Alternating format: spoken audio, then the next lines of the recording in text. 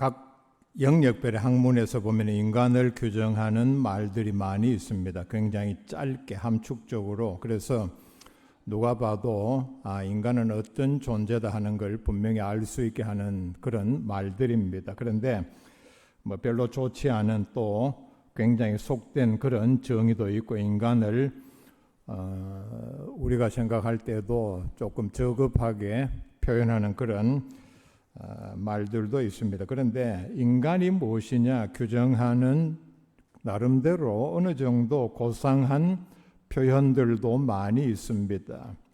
유명한 말이 인간은 생각하는 갈대이다.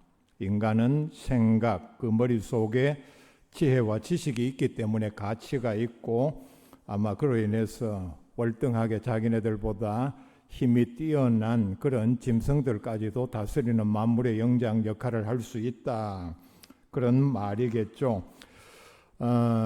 학문적으로 가장 정확한 인간에 대한 정의는 바로 호모 사피엔스, 인간을 규정하는 말인데, 지혜를 가진 인간은 지혜가 있다. 다른 동물에 비해서. 그래서 이런 지혜를 가지고 다른 동물들과는 월등하게 구별되는, 그래서 아마 인간은 만물의 영장이다 그렇게 말하는지도 모릅니다.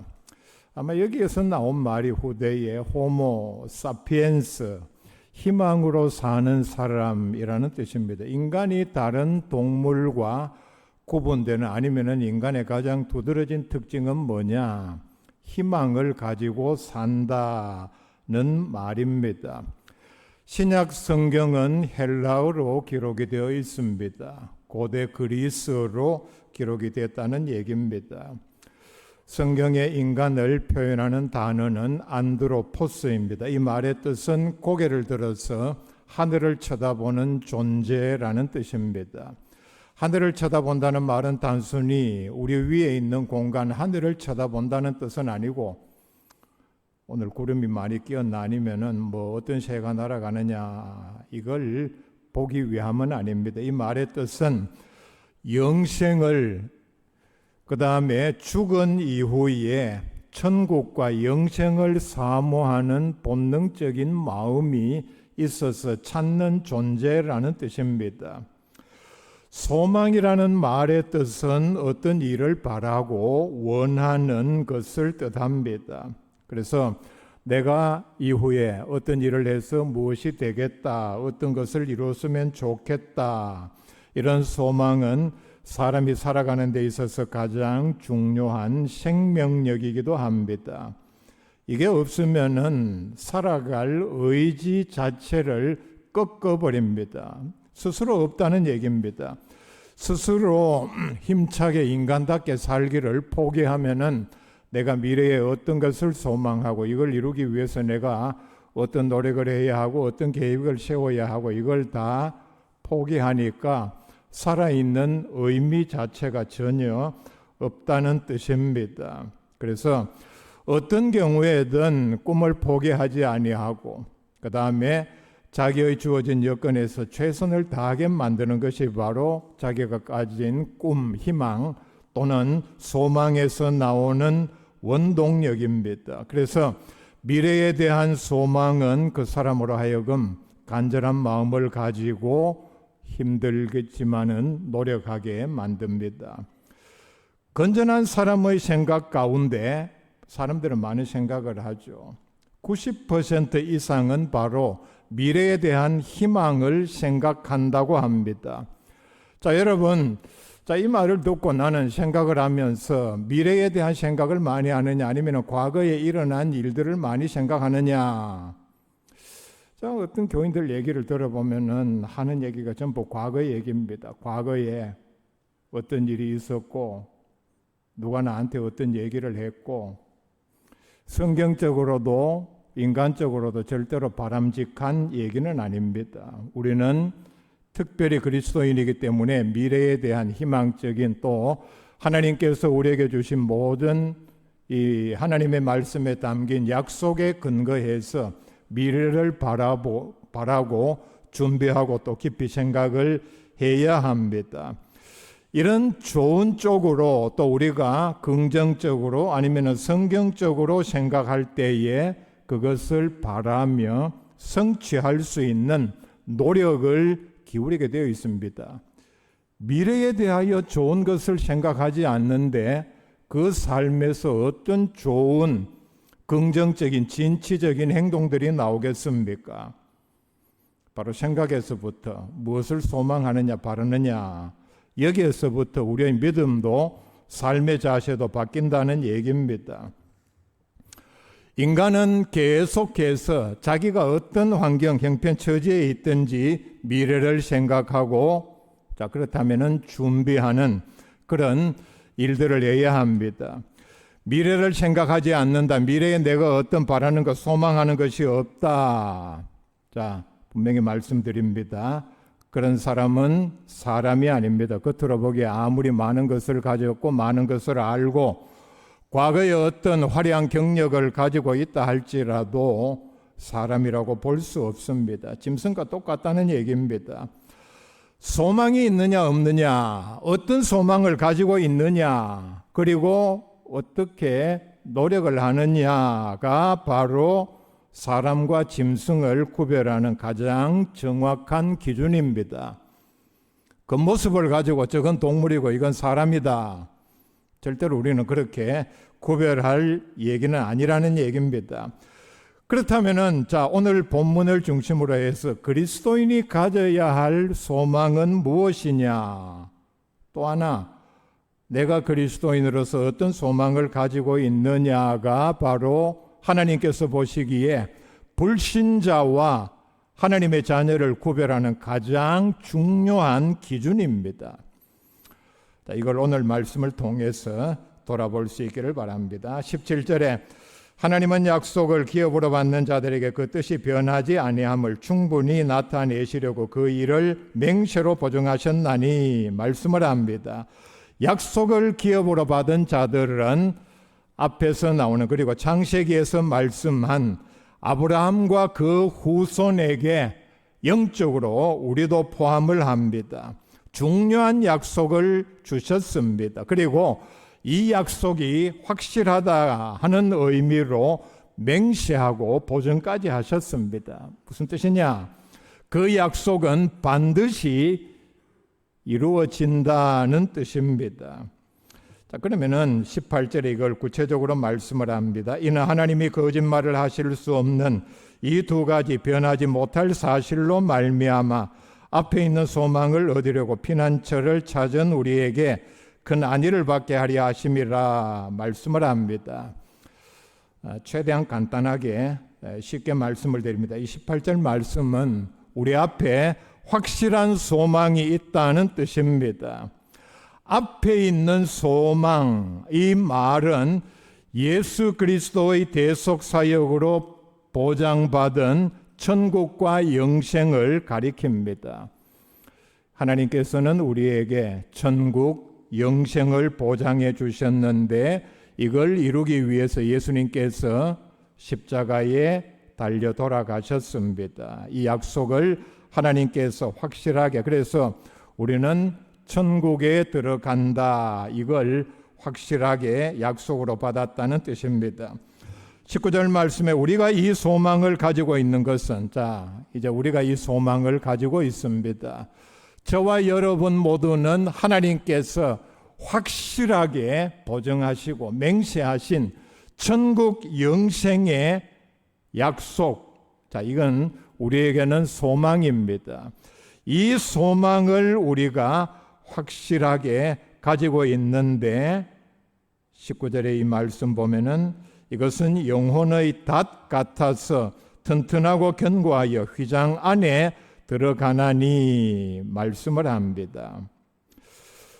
이 말씀 보면 이 소망은 영혼의 닷과 같습니다. 닷이 뭡니까? 배가 잠시 머무를 때에 떠내려가지 않게, 바람에 흔들리지 않게 그걸 방지하기 위해서 옛날에는 바위에다가 구멍을 뚫어서, 요즘은 보면은 쇠로, 참 그게 신기하죠. 배는 엄청나게 큰데 닷은 닻을 올릴 때 보면은 다 보이지 않습니까? 화살표 모양으로 달려 있는데 저렇게 작은 닻으로 저런 큰 배를 지탱하는가? 자, 여러분, 바닷물이 고요히 정지되어 있는 것 같지만은 어떤 경우에는 해류가 굉장히 강물처럼 이렇게 빠르게 흐르는 곳도 있습니다. 거기에 정박을 할 때는 떠내려가지 않게 닻으로 고정을 시켜야 한다는 뜻입니다. 안전장치입니다. 왜 이걸 오늘 말씀에서 영혼의 닻이라고 표현을 했는가 하면 그리스도인은 천국을 향해서 항해하는 배와 같습니다. 그런데 하나님께서는 모든 그리스도인들에게 천국과 영생의 약속을 소망으로 주셨습니다. 그렇다면 하나님께서 우리에게 주신 이 소망, 우리의 영혼의 닻 역할을 하는 이 닻을 잘 활용해서 세상에서 믿음 생활하는 가운데 천국을 향해 나아가는 여정에 주변에서 어떤 유혹과 시험, 협박에도 흔들리지 아니하고 천국에 안전하게 도달할 수 있게 만들어야 한다는 뜻입니다. 하나님께서 이걸 주시지 않았더라도 우리 스스로 이런 안전장치를 마련해야 합니다. 놀라운 사실은 하나님께서 우리에게 소망의 닷 역할을 하는, 영혼의 닷 역할을 하는 소망을 우리에게 주셨습니다. 그래서 영혼의 닻이라는 말은 성도의 궁극적인 구원, 그리고 영생을 보장해 주는 하나님의 구원을, 하나님께서 우리에게 베푸시는 구원의 약속을 소망하는 그런 안전장치입니다. 그런데 19절 말씀 뒷부분에 보면은 이게 튼튼하고 견고하여 라고 말씀을 합니다. 하나님의 약속은 반드시 성취된다는 뜻입니다. 우리의 영혼이 믿음 생활하면서 온갖 시련과 바다의 항해로 치면은 바람, 풍파, 그리고 옛날 같으면은 해적, 나무로 만든 배기 때문에 부서질 그런 위기에서 붙잡아 주는 것은 바로 우리가 가진 하나님께서 주신 천국과 영생의 소망이라는 뜻입니다. 영혼의 닻이라고 했는데 사실 우리의 육신 그리고 우리의 모든 믿음 생활, 육신의 이 땅의 생활을 전부를 포함합니다. 사람은 몸과 영혼으로 구성이 되어 있습니다. 우리의 영혼 안에 믿음의 세 요소인 지성과 의지 그리고 감정이 있습니다. 영혼이 예수를 믿어서 구원을 얻습니다. 자, 그렇다면은 영혼의 닻이라는 말이 얼마나 중요하며 또 우리가 조금 넓게 해석을 하면은 우리의 육신적인 삶에 전체적으로 영향을 미친다. 삼성의 이병철 회장께서 돌아가시기 전에 폐암으로 2년을 투병을 했습니다. 그런데 세상을 떠나기 한 달 전에 가톨릭의 유명한 신부인 차동엽 신부에게 24가지 질문이 담긴 질문지를 전달을 했습니다. 중요한 질문이니까 꼭 답을 주시기를 부탁합니다. 이렇게 해서 보냈는데 24가지 중에 오늘 말씀과 연관이 되는 6가지를 제가 소개를 합니다. 거기에 보면은 영혼이란 무엇입니까? 이렇게 물었습니다. 그리고 죽은 뒤에도 사람의 영혼은 존재합니까? 그리고 천국과 지옥은 실제로 존재합니까? 그 다음에 사람이 죽은 후에는 어떻게 됩니까? 믿음이 없는 사람도 착하게 살면은 구원을 받습니까? 그리고 사람은 어떻게 구원을 받을 수 있습니까? 이 나머지 다른 질문들은 굉장히 성경적으로 성경에서 중요하게 깊이 다루고 있는 문제를 제가 읽어보니까 참 이병철 회장이 사업 수완만 대단한 게 아니고 영적으로도 성경적으로도 굉장히 깊이 고민을 한 흔적을 느낄 수 있는 질문입니다. 여러분, 질문 굉장히 중요합니다. 가르치는 입장에서 질문하는 걸 보면은 이 학생이 이번 수업을 얼마나 이해를 했는가 아니면은 수준이 얼마나 되는가 하는 걸 정확하게 알 수 있습니다. 제가 보기에는 굉장한 질문을 이렇게 했습니다. 그런데 이런 엄청난 질문에도 불구하고 안타깝게 답을 듣지 못한 채 한 달 뒤에 세상을 떠났습니다. 질문의 내용들을 보면은 평소 사후에 어떻게 되는가, 내세는 있는가, 천국과 지옥은 정말 있는가, 천국이 있다면 어떻게 가는가, 구원과 영생에 대하여 굉장히 깊이 생각하고 고뇌한 흔적이 역력히 나타납니다. 세상적으로는 엄청난 재물을 모았지만은 일단 늙고 병들고 그리고 죽어간다는 사실을 깨닫고 아마 병상에서 평소에 고민했던 이런 질문을 가톨릭 신부에게 질문지에 적어서 보내서 물었습니다. 아마 내세에 대하여 그리고 심판에 대하여 인간은 본능적으로 또 하나님께서 그런 마음을 주셨기 때문에 두려운 마음이 들었거나 아니면은 그의 마음에도 이 땅에서 온갖 부귀영화를 다 누렸지만은 영생에 대한 소망이 분명히 있었던 것으로 보입니다. 자, 이게 얼마나 참 절박한 질문이냐. 2년 동안 폐암 투병을 하다가 죽기 한 달 전에 이런 질문지를 보냈다. 자, 여러분, 중병이 들어서 2년 투병하는 가운데 한 달 전이면은 얼마나 육신적으로도 심각한 상황이라는 걸 잘 알 수 있습니다. 이때쯤 되면은 아예 혼수 상태, 의식이 없는 경우도 있습니다. 참 이런 질문지를 보낸 걸 보면은 매우 절박한 상황이었다. 자, 이분만 그러했겠습니까? 예수를 믿지 않던 사람이 자기의 죽음이 다가오고 있고 내가 이제 곧 죽는구나. 세상적으로는 모든 것을 다 얻었고 아낌없이 모든 것을 다 누렸는데 정말 나는 이제 죽으면 어떻게 되는가? 아마 지금까지 영생과 내세에 대한 소망 없이 땅만 바라보며 아마 돈 버는 재미에 사업 성공하는 그런 재미에 도취돼서 산 결과 죽기 직전에야 이런 것을 찾는 계기가 되지 않았나. 차동엽 신부도 죽었습니다. 이 양반이 살아있으면 내가 왜 그 답을 빨리 보내지 않았는지 물어보고 싶지만은 뭐 죽고 없으니까 어쩔 수 없죠. 로마서 8장 24절에 우리가 소망으로 구원을 얻었음에 보이는 소망이 아니니 보는 것을 누가 바라리요 말씀을 합니다. 25절에 보면은 만일 우리가 보지 못하는 것을 바라면 참음으로 기다릴지니라 말씀을 합니다. 구원을 받은 성도는 아직 완성되지 않는 구원의 미래, 즉 천국과 영생을 소망합니다. 구원받은 성도는 자, 우리는 다 구원받았습니다. 예수 믿음으로. 그러나 아직 구원을 완성하지는 못했습니다. 중요한 게 뭡니까? 이 단계에서 구원을 완성하는 그 시점, 천국에 들어가는 그리고 천국에서 영생을 반드시 소망해야 한다는 뜻입니다. 간절히 바라야 한다는 뜻입니다.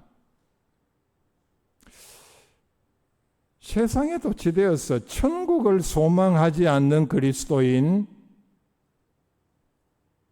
하나님께서 어떻게 생각하시겠습니까? 생각만 해도 끔찍합니다. 천국을 소망하는 그리스도인은 어떤 경우에든 인내하며 절대로 믿음을 포기하지 않습니다. 우리가 반드시 기억해야 합니다. 이건 마치 천국 들어가는 입장권을 내가 손에 쥔 것과 마찬가지입니다. 중요한 장소 입장권 있죠. 손에 쥐었습니다. 아직 들어가지는 못했습니다. 근데 그게 어마어마한 장소라면 그걸 포기하겠습니까? 가는데 차비가 많이 든다고, 시간이 오래 걸린다고, 별것 아니면 포기합니다. 믿음은 바로 우리가 이 땅에서 믿음 생활하는데 현재 그리스도를 믿는 것을 가리킵니다. 그런데 소망은 미래의 영생을 바라보게 합니다. 그러니까 믿음으로 구원을 얻는데 구원을 얻은 다음에 우리에게 반드시 이 소망이 있어야만 온전한 믿음이라는 뜻입니다. 그래서 소망을 영혼의 닻이라, 영혼이 흔들리지 않게 붙들어주는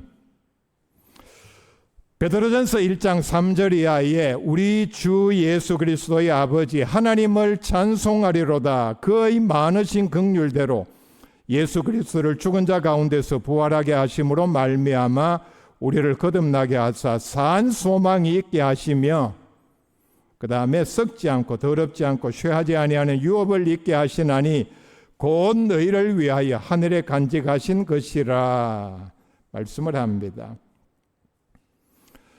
하나님께서 우리에게 주신 소망은 산 소망입니다.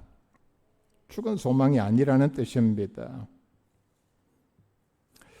죽은 소망은 어떤 것입니까? 우리가 육신적으로 땅에서 이루는 소망입니다. 그런데 우리가 땅에서 아무리 많은 것을 가졌다 할지라도, 이루었다 할지라도 그것은 일시적입니다.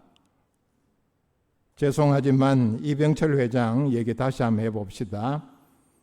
죽음을 눈앞에 두고 자기의 많은 재산이 무슨 소용이 있습니까? 자기는 분명히 그 생각을 했을 것입니다. 물론 자식들이 유산으로 받아가겠죠. 내가 이제 죽을 지경이 되고 보니 이제는 그 많은 재산이 아무런 소용이 없고 오직 그의 관심사는 내세와 심판, 바로 영생이었습니다. 그게 일시적이라는 얘기입니다. 아무리 많은 것을 이루어도 무슨 뜻이냐? 죽으면 그것으로 끝입니다. 자기와는 아무런 상관이 없습니다. 그리고 제한적입니다. 자, 비유적으로 제한적이라는 말은 요즘 신문에 보면은 뭐 그런 얘기들이 드러 나옵니다. 30대, 40대 직장인의 목표가 꿈이 뭐냐? 뭐 얼마를 마련하는 것이다. 그리고 빨리 은퇴하는 것이다. 뭐 이걸 파이어족이라 그럽니다. 예를 들어 봅시다. 직장 생활에서 월급 받아서 어떻게 해서 100억 모으는 것이 내 꿈이다. 100억 모았다 칩시다. 그것도 어렵지만은 1000억 모은 사람 앞에 가면은 끼워주지도 않습니다. 100억 가지고 1000억 모은 사람 노는데 넣어주지도 않는다는 뜻입니다. 다른 사람과 비교하면 매우 제한적입니다. 한계가 있다는 뜻입니다. 우리가 이 땅에서 이루는 소망, 꿈, 아무리 원대하고 거창해도 이 세상에서만 효력이 있습니다. 근데 뭐 그것도 효력이 얼마나 있겠습니까? 1980년 제가 대학 2학년 때입니다. 이미 그전 가을 학기부터 학교에 휴교령이 내려서 학교에 가지를 못했습니다. 11.6 사태가 일어났기 때문입니다. 그리고 봄이 되어서 개학을 하나 싶었는데 광주 사태, 비상계엄 전국 확대로 역시 계속해서 휴교 상태를 유지를 했습니다. 그래서 사실상 이제 80년 가을 학기까지 계속이 됐는데 계속해서 학교를 안 가다 보니 이거 뭐라도 해야 되겠다 싶어서 시작한 게 몇 가지가 있는데 제가 대학교 2학년 때입니다. 마침 체육관 뒤에 뭐가 하나 생겼습니다. 그래서 거기 가서 운동을 배웠는데 거기는 이제 전문적으로 전문 선수들이 와서 연습을 하는 데였습니다. 근데 가서 저도 꼽사리 끼서 이제 배우고 하는데 대학교 1학년 후배가 제가 뭘 많이 좀 도와줘요. 리포트를 이제 내는데 제가 대신 다 해주고 해서 저한테 이제 운동도 가르쳐주고 했는데 1학년 학생입니다. 제가 2학년 때 이제 친하게 되니까 자기 개인 사정 얘기를 하더라고요. 뭔가 하면은 선배님, 저는 부모가 없습니다. 양부모가 없고 형님이 사업을 하는데 사업이 잘 돼서 학비를 대주고 있습니다. 그러면서 하는 얘기가 자기는 무엇을 공부를 해가지고 나중에 뭐가 되는 것이 꿈입니다. 그 얘기를 해요. 그래서 제가 보기에도 참 운동도 잘하고 참 어떻게 저렇게 잘하는가 싶을 정도로 잘하고 기량도 뛰어나고 착하고 매우 성실했습니다. 그런데 한참 뒤에 보니까 제가 운동하러 가도 보이지도 아니하고 물어봤습니다. 그 친구 어떻게 됐느냐 물으니까 형님이 사업이 망해서 자기가 더 이상 공부를 할 수 없게 돼서 스스로 목숨을 끊었다는 얘기를 들었습니다. 자, 다시 한번 정리를 하면은 참 그렇게 열심히 성실하게 공부하고 운동하고 하는 이유가 자기의 꿈을 이루기 위해서, 내게는 부모님은 없지만 내 등록금을 대줄 형님이 계신다. 그래서 형님이 사업이 잘 됐으면 좋겠다. 그 얘기까지 했습니다. 그런데 뭐 사업이라는 것이 또 특별히 형님이 사업이 망했는데 참 동생 학비를 대주기에는 역부족이지 않습니까? 그래서 그런 비극적인 선택을 했다는 얘기를 들었습니다. 암벽 등반을 하는 사람들 보면은 암벽을 타고 올라가기 위해서 먼저 바위 틈에 초크, 너트라는 정과 같은 이런 장치를 받고 거기에 고리에 자위를 걸고 그리고 자신의 몸에다가 이걸 고정을 시킵니다. 공사장에도 아마 요즘 같은 장치를 쓰는 걸로 알고 있습니다. 그래서 실족하거나 미끄러져서 어떤 경우에도 떨어지지 않게 고정을 하고 자신의 몸을 먼저 맵니다. 근데 보면은 실족해서 자신의 몸이 떨어질 때 같이 떨어질 약한 곳에다가 자신의 몸을 고정시키는 사람은 없습니다. 사람들이 세상에서 소망을 두는 곳은 자신이 떨어질 때에 지탱해 주지 못하고 사실 따지고 보면은 함께 떨어질 것들에 불과합니다. 그 바위 꼭대기에 있는 작은 돌에다가 로프를 고정시키거나 너트는 초크를 박는다고 했는데 바위가 물러서 부스러지는 바위에다가 박거나 아니면은 약한 나무 가지에다가 로프를 고정시키거나 공사장에서 위에 있는 연장통에다가 이걸 고정시키는 사람은 아무도 없습니다. 떨어질 때 같이 떨어집니다. 그런 실수를 하지 않는다는 얘기입니다. 19절 말씀에 보면 우리의 영혼, 우리의 믿음, 우리의 삶을 흔들리지 않게 안정시켜주는 것은 바로 하나님께서 우리에게 주신 절대로 변경할 수 없는 영생의 소망입니다. 이 소망은 닷 같아서 튼튼하다. 분명히 말씀을 합니다. 어느 정도냐 하면은 휘장 안에, 즉 지성소 안에 우리가 담대하게 들어갈 정도로 튼튼하다. 자, 2주 전의 말씀의 요약입니다. 이 말씀은 그때 조금 길게 또 듣기에는 어려울 수도 있는데 이게 지성소를 상징하고 바로 이 자리는 하나님이 계신 곳입니다. 우리는 어느 누구도 우리가 이성이 있다면은 하나님 앞에 나아갈 수 없습니다. 근데 하나님께서 우리에게 이 소망을 주셨기 때문에 우리가 그걸 믿는 믿음으로 하나님 앞에 죄가 많고 부족하고 악해도 예수 그리스도의 보혈의 공로로 담대하게 나아갈 수 있다는 뜻입니다. 그리고 그리스도인의 소망은 닷과 같이 튼튼하여 세상의 어떤 시련과 유혹을 극복하고 하나님 앞으로 마치 배가 마지막에는 항구로 목표한 장소로 나아가는 것처럼 그렇게 나아가게 만들어준다 말씀을 합니다. 이 지성소는 구약에서 대제사장도 함부로 들어갈 수 없는 장소입니다. 그래서 20절에 보면은 그리로 앞서가신 예수께서 멜기세덱의 반차를 따라 영원히 대제사장이 되어 우리를 위하여 들어가셨느니라 말씀을 합니다. 이게 우리의 영혼에 닻이 되는 이유는 예수님께서 먼저 들어가셨습니다. 예수님은 우리의 구원자요, 하나님 아버지를 같이 아버지로 모신 우리의 형님입니다. 예수님께서 먼저 들어가셨습니다. 무슨 뜻입니까? 동생들 안심하고 내 뒤를 따라오라는 뜻입니다. 예수님께서 자신의 피를 가지고 먼저 들어가셔서 우리의 죄를 씻어서 하나님 앞에 가까이 같이 나아갈 수 있게 하셨습니다. 가까이 나아가서 예수님과 함께 천국 보좌에 앉는다 말씀을 합니다. 이게 오늘 우리가 붙들어야 할